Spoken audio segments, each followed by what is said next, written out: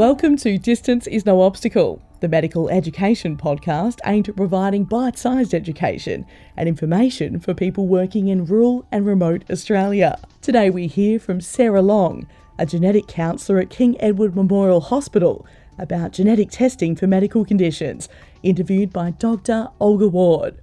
Genetics, bit of a minefield for GPs. Patients will come into our office and they've seen something on the internet or on the news or on the TV somewhere, and they say, I'd really like a gene test to tell me about my risk.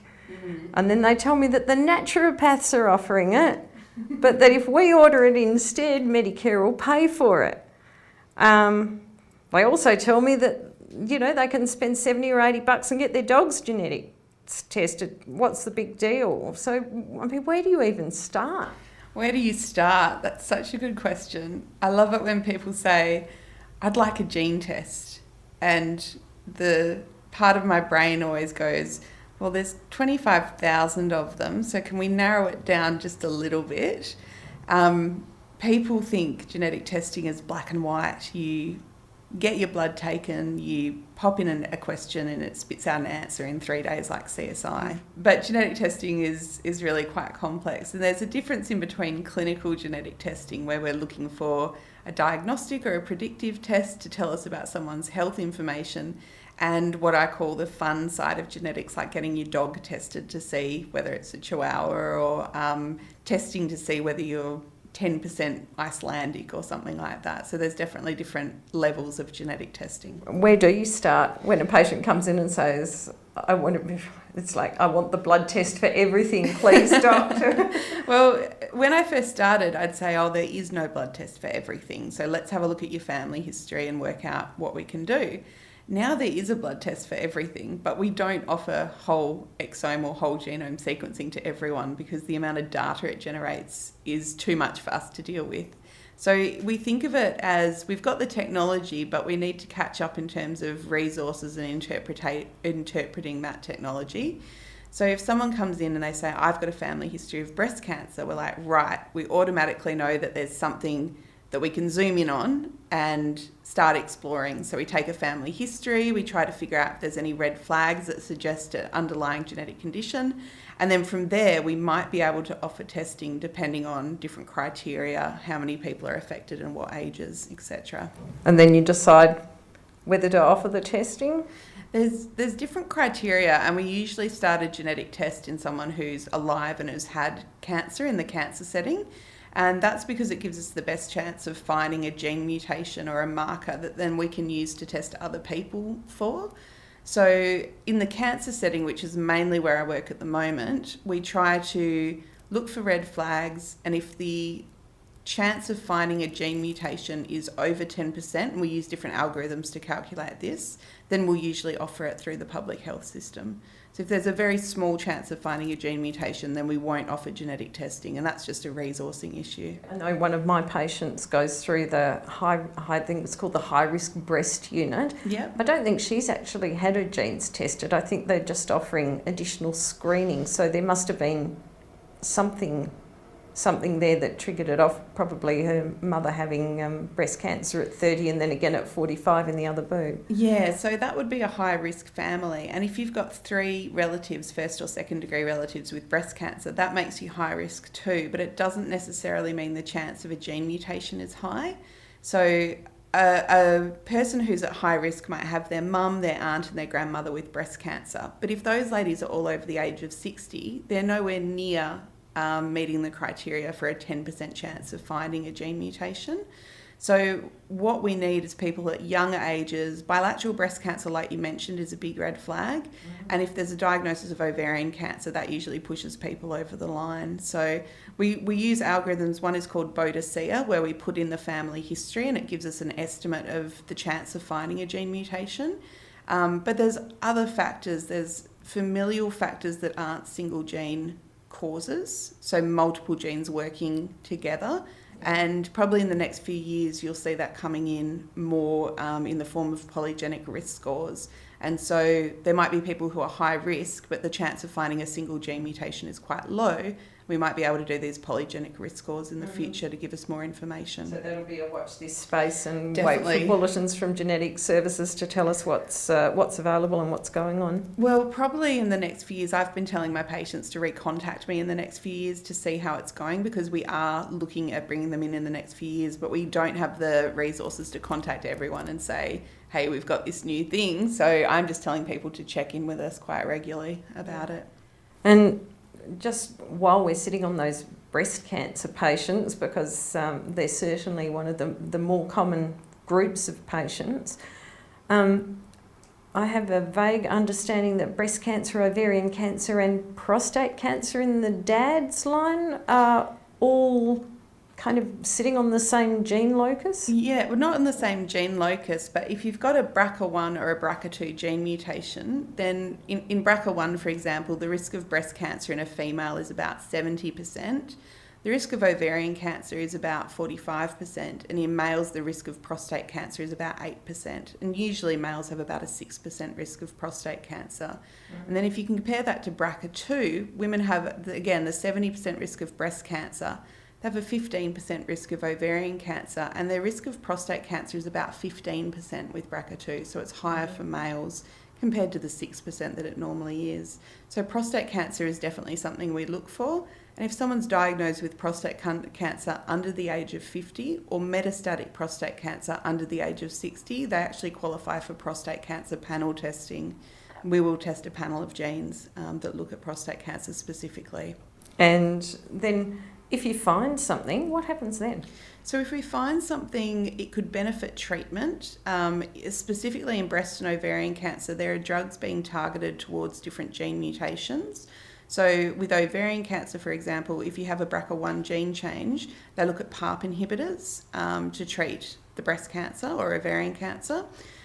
With prostate cancer, if you find a gene change, it might not change the male's management, but it means that then we have a mutation we can search for in his relatives.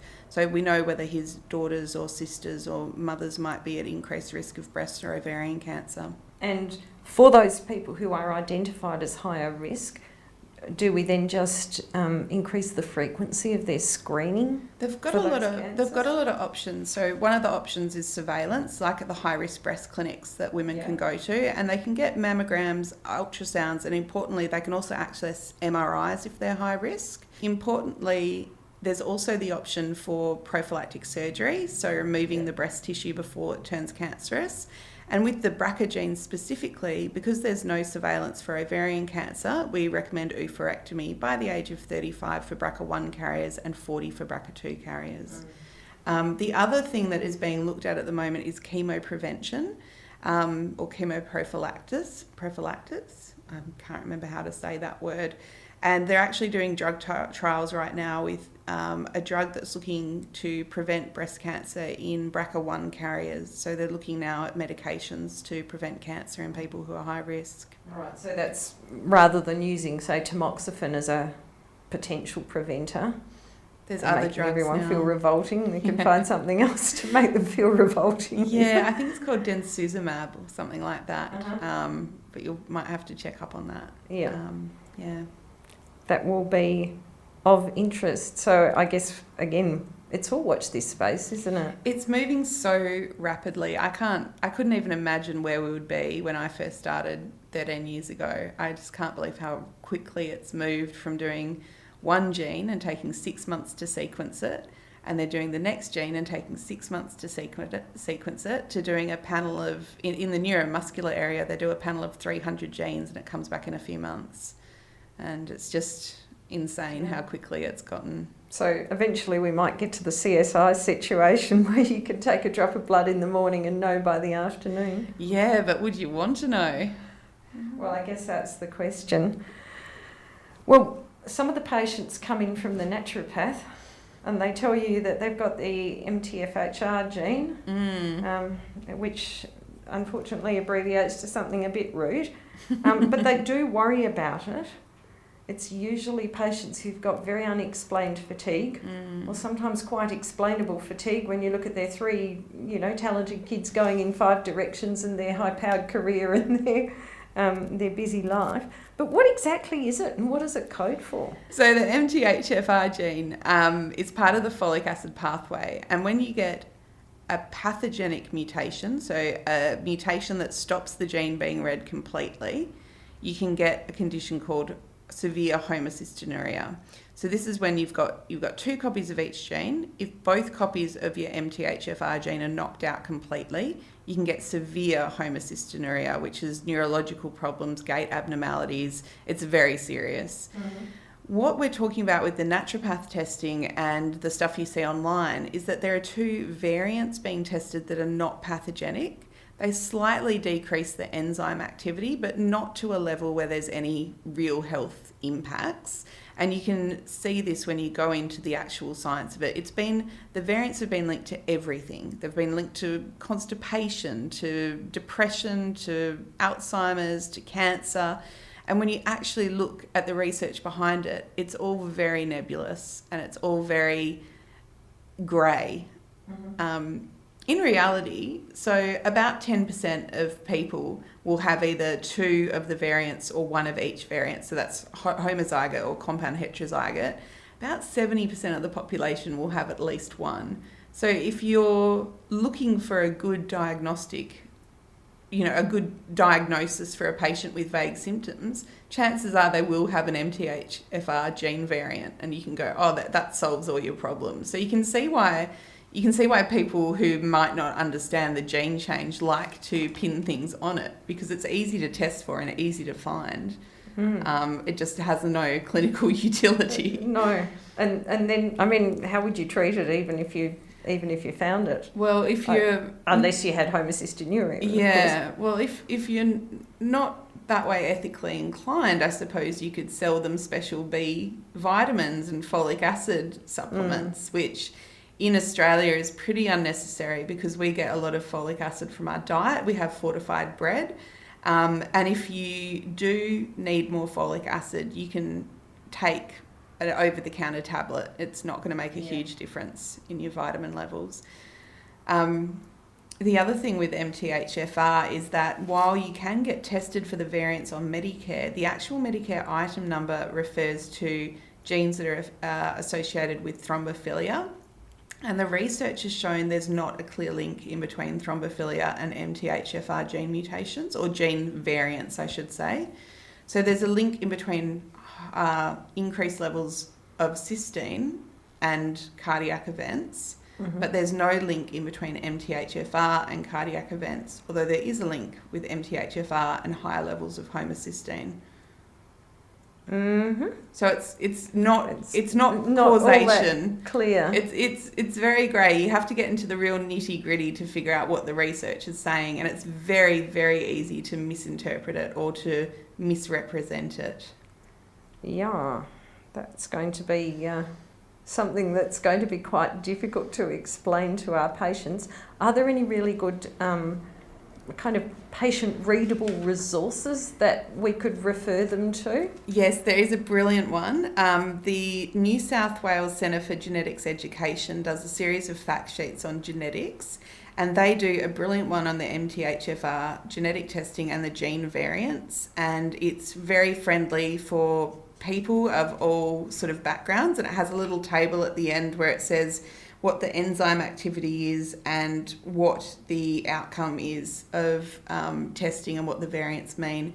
And actually the New South Wales Centre for Genetics Education, if you Google it, it has fact sheets on a lot of common genetic conditions, life insurance and genetic testing, cancer genetics, chromosome conditions. It's a really good resource for GPs. Yeah, that sounds just great. Is that for GPs or for community members? Like if our patients Googled it, would they understand what they were reading, or do we have to still...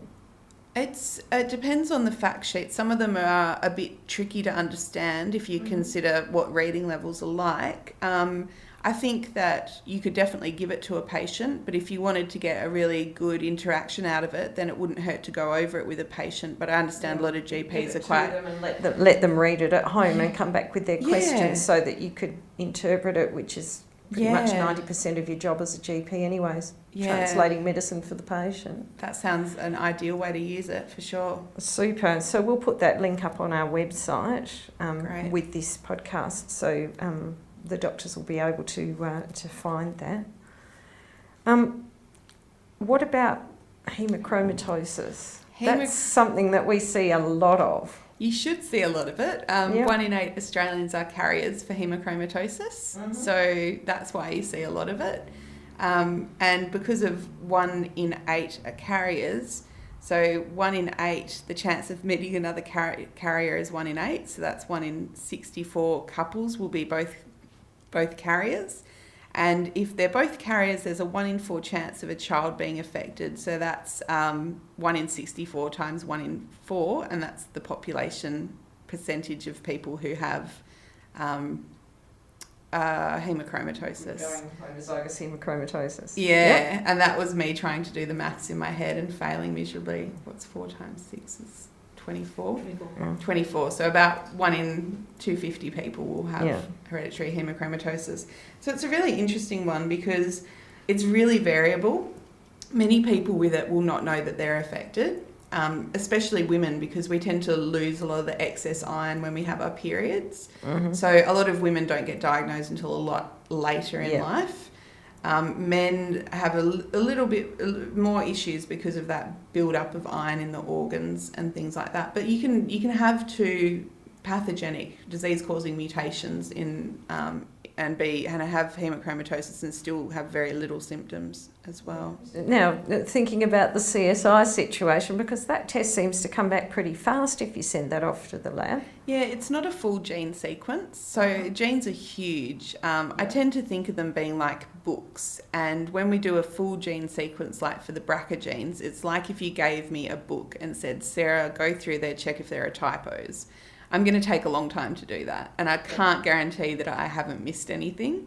With hemochromatosis testing, there are 2 gene mutations that are commonly looked at. So instead of saying, Sarah, go through the whole book, you're saying, Sarah, check page 70 and check page 200 and see if those spelling mistakes are in the second paragraph like we know that they always are. So that's a lot quicker to test for. Yeah. And obviously that's just now become a very streamlined thing. Yeah, we actually don't see patients for hereditary hemochromatosis in genetics because that can be managed by a haematologist, and because it's such a common condition, we think GPs are pretty prepared to manage that kind of thing. Most of the time we just trot them off to the blood bank. Yeah. So it doesn't require a lot of sort of management unless it's quite severe, and then I'm sure a haematologist would be the best person to deal with that. Yeah. Now, there's all sorts of other things that come up in general practice. Celiac disease. Everybody seems to think they have. Yes, gluten-free is very popular at the moment. I think I tried gluten-free for a whole total of, 2 days before I gave in and ate bread again. I'm definitely not celiac. So celiac's really interesting because it's an autoimmune condition, like diabetes or autoimmune thyroid disease and these kind of things, where we think that the body attacks itself. And there's no single gene for celiac disease. What there is a combination of HLA subtypes. So the HLA genes are part of your immune system, and what subtypes you inherit give you your unique immune profile. So with celiac disease, there's 2 HLA subtypes, DQ2 and DQ8, and people with celiac disease carry one or both of these, but so does up to 25 to 30% of the general population. So carrying these 2 HLA subtypes is not a diagnosis of celiac disease, and it doesn't mean that you will ever develop it. But if you have these 2 subtypes, your risk of developing celiac disease is about 3% instead of the general population risk of about 1%. So it increases the risk if you've got it, but it's not a single gene disorder. Yeah. Does that make sense? Yeah, it does make sense. So, I mean, probably would we bother in general practice testing for celiac gene? I mean, we would normally just do the blood test. Well, interestingly, a negative gene test could exclude the possibility of later developing celiac disease, but we can't say that you will get it. So it can exclude it, but it can't confirm it. Yep. So it might be useful if people are worried about their children or anything, then you could think, well, maybe that's a utility in testing, is to rule that out in future. However, it's not something we do at Genetic Services of WA. It's not something that people would be referred to us to. So at the moment, it's because it's not a single gene disorder, it's not something that we test for at the moment. Like all those autoimmune families where one kid's got type 1 diabetes and the mum's got lupus and the father's got celiac and Someone's the sisters have all got Hashimoto's and I seem to have a couple of families like that where every member of the family has at least one, if not 2 or 3 autoimmune diseases. But I'm presuming those might be in an HLA type cluster, but they're not likely to be on a single gene. Yeah, that's it. It's this combination of HLA subtypes that we think are contributing to a lot of autoimmune diseases. But at the moment, we don't have the technology to test for multiple subtypes in a clinical, meaningful way.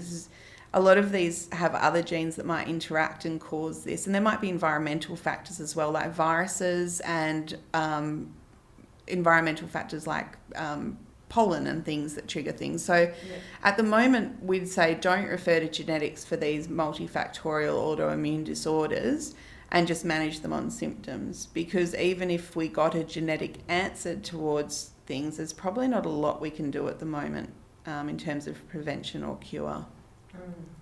So what about the B27s and the B27s. proliferations of the ankylosing spondylitis patients? Yeah, so ankylosing spondylitis is interesting to me because my grandfather actually had it. So it's always been one of those things I've thought about. And if you do have the HLA-B27, there is a link to ankylosing spondylitis.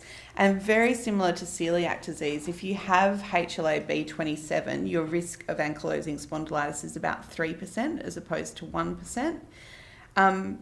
But about 90 to 95% of people with ankylosing spondylitis will have HLA-B27. So the vast majority of people with ankylosing spondylitis have this HLA subtype, but the vast majority of people with the HLA subtype do not have ankylosing spondylitis. So you need to draw a little Venn diagram really for that. Yeah, and there's always going to be patients outside it. Yeah, exactly. And patients with, I'm presuming, this used to be a diagnosis that we were all taught. It was a male thing and it was definitely a B27 related. And if you didn't have B27, then you couldn't have it. So you'd have some poor bloke with a bamboo spine who didn't have the gene, who couldn't access some group. It just, I think it seems to be a little bit of a wider spread now, and I'm seeing an increasing number of women diagnosed with it. Yeah, I find this really interesting because I think historically a lot of the research and a lot of presentations have been done in males. So males are the groups that the disease is typed for. So with women, I think there's a few issues. One is that a lot of the groups of people studied aren't women. I think the second thing, and this is a personal opinion, is that perhaps women's pain isn't taken as seriously as men. So I would wonder how that would affect clinical presentation as well. Yeah, you do wonder, don't you? And again, that's a watch this space, but I think at least, even if they just classify it as a psoriatic arthritis variant, treatment is available, regardless of whether the gene test clicks up positive or not, or the HLA test clicks up positive. Well, even if you don't have that HLA-B27, 5 to 10% of patients with ankylosing spondylitis, won't have it. So there's still a proportion of people who have the condition and don't have that HLA-B27. So another space to watch. I think that's the theme of this podcast.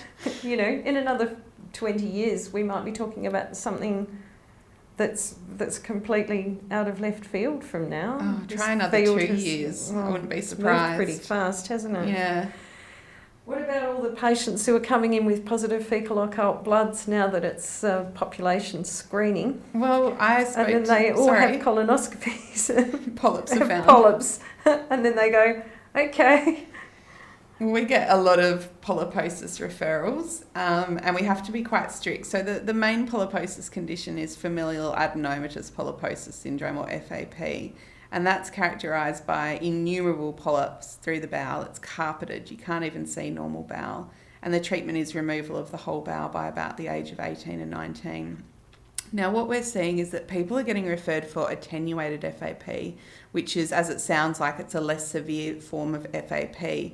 But we're getting people that might have 10 or 11 polyps, and that is not FAP. And we're getting people at older ages, 70s and 80s, with 10 or 20 polyps, and that is not attenuated FAP.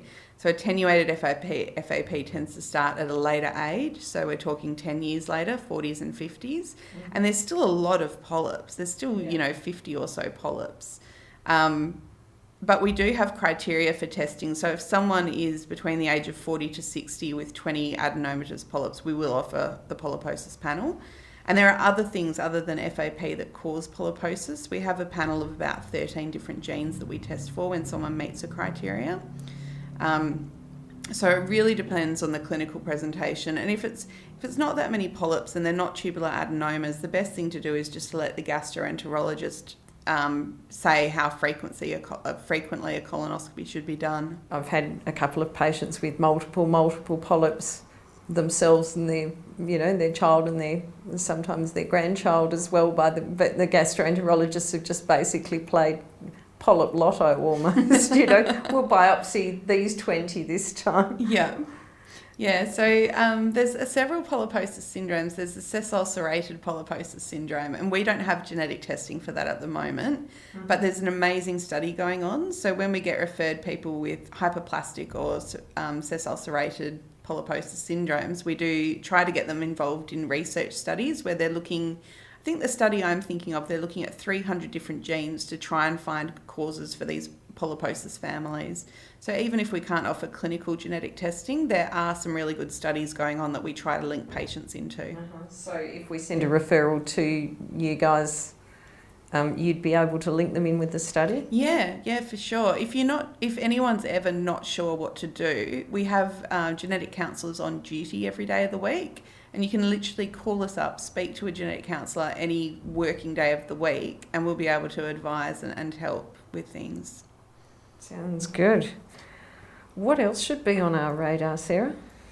Oh, how long is a piece of string? So I guess the big things at the moment are prenatal screening and testing. So you've heard of Mackenzie's Mission at all? So Mackenzie's Mission was started by a couple who had a little girl with spinal muscular atrophy, and she passed away at about 7 months of age. And they found out they were both carriers, and they basically said, well, we've got the technology to test for this, why weren't we tested? And somebody said, yeah, we have the technology to test, so let's test. So the Mackenzie's Mission is testing couples for 750 genetic disorders, and they're autosomal recessive and they're X-linked recessive. So cystic fibrosis, X-linked adrenoleukodystrophy, osteogenesis imperfecta, Fragile X, SMA, obviously spinal muscular atrophy. Obviously, I'm not going to list the whole 750 here, but if one person is found to be a carrier, then they'll test the other person to see if they're also a carrier of the same condition. And that way it gives people a choice about whether or not they would worry about testing an affected pregnancy, or whether or not they would just choose to have a pregnancy without doing anything, or whether they'd use something like reproductive technology, like pre-implantation genetic diagnosis, where they'd test an embryo made in through IVF to see if the embryo was affected before implanting it in the mother. So reproductive choices is going to be a really big one, and I think doctors really need to know about this. Non-invasive prenatal testing, so in a pregnancy doing what a lot of doctors know as the Harmony test. That's actually now expanding to look for a range of different conditions, but the positive predictive values for these conditions aren't actually that great. So there needs to be a lot of thinking about what tests are being offered. Just because you can offer something doesn't mean you should. So that's another area that I really think people need to be aware of. So with the kind of you're gene testing, aren't you? Both parents presumably before they conceive, if you're talking about the Mackenzie's Mission thing. Is that a study or a pilot study or just a pie-in-the-sky idea at the moment? No, it's a pilot study It's that's an being actual done. pilot study? Yeah. We had a pilot study in Australia that was like a pilot of the pilot, where we tested people for 400 different genetic conditions, and the uptake was quite interesting. And people were very keen to have it done. And then Mackenzie's Mission is a government-funded pilot study that's happening in different states all over Australia. And that's 10,000 couples. So at the moment we are recruiting people, but it's not on a request basis. It's people being recruited through random pathways so that we don't skew the population towards one side or another. So people can't necessarily sign up to be in it, but if you're interested, there is a website. You just need to look up Mackenzie's Mission to find out more about it. And if new or anticipating parents decided that they would actually like to have this type of testing, is that commercially available, privately available? It is. It's been available for a while, but there were a lot of problems initially where the whole genes weren't being looked at. Some variants were being looked at, which sort of falsely reassured people. They'd say, I've had genetic testing for this disorder, when really they had genetic testing for a few mutations in a very big gene. So there are a lot of problems when it first got off the ground. Now with next generation sequencing, a lot of those problems have gone, so it's actually a much better test to do technically. And there are commercial enterprises doing it. Lots of people do go and look at them. Obviously, I'm not going to say names of people who are providing it, but if you look up preconception genetic testing, there are a few things that do come up. And anything else that's on the radar? I think people need to be really careful of direct-to-consumer genetic testing, which is what we call the testing that people send their money to, and they get a little saliva sample, and then they send it off to find out health information about themselves. Sort of level of what breed is my dog? Well, at least with the dogs, it's not going to... The dogs aren't going to go and spend money on expensive supplements, hopefully. And the dogs also don't have to worry about the impact on their family and friends. So, yeah, the dog one's actually really interesting because there was a direct-to-consumer test where they said, send us your kids' DNA and we'll tell you what they're good at school. And obviously this is not a scientifically validated study. So this guy actually thought, you know what, I'll send them some DNA. And he swabbed his dog and he sent his dog's DNA to this place that said they'd only test children. And he found out his dog was an average learner with some good potential. So it just goes to show a lot of those DTC, those direct-to-consumer tests, are pretty dodgy. Any place for any of that kind of stuff that gets advertised? I mean, on the internet mostly. There's a lot of good tests and there's a lot of bad tests, and you have to really go into the scientific validation to figure it out. And a lot of them are sold to consumers with a lot of different promises, and it's not really fair because if it's a dodgy test, it's still going to look really good. You know, if you can pay for a good website, it's going to look legitimate regardless of whether it's a good test or not. So it is really, really hard to tell the good and the bad apart.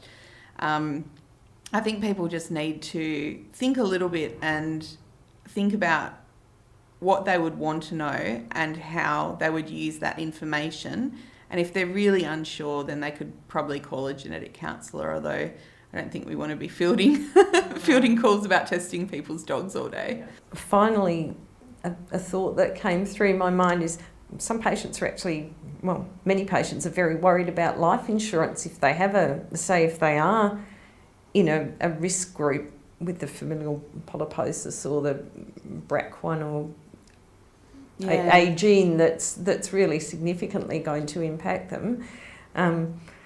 What are the implications for patients with life insurance and health insurance? So there's no implications for health insurance, and there's actually been a moratorium put on life insurance, which means that you can get insurance up until the amount of $500,000 without your genetic test results being taken into account. If you want to insure yourself over $500,000, then they might say, well, you've got an increased risk of breast cancer, we're not going to insure you against breast cancer. Or they might say, we'll insure you, but we'll put your premiums right up.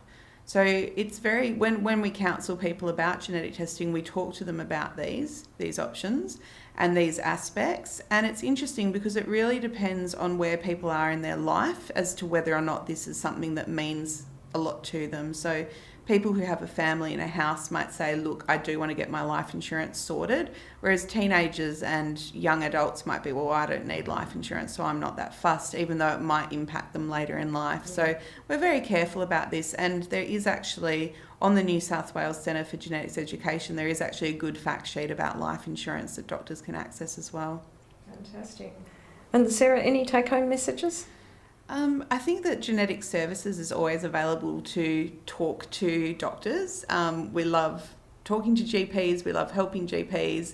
GPs help us enormously, so please feel welcome to contact us with any questions or any patients that you want to discuss.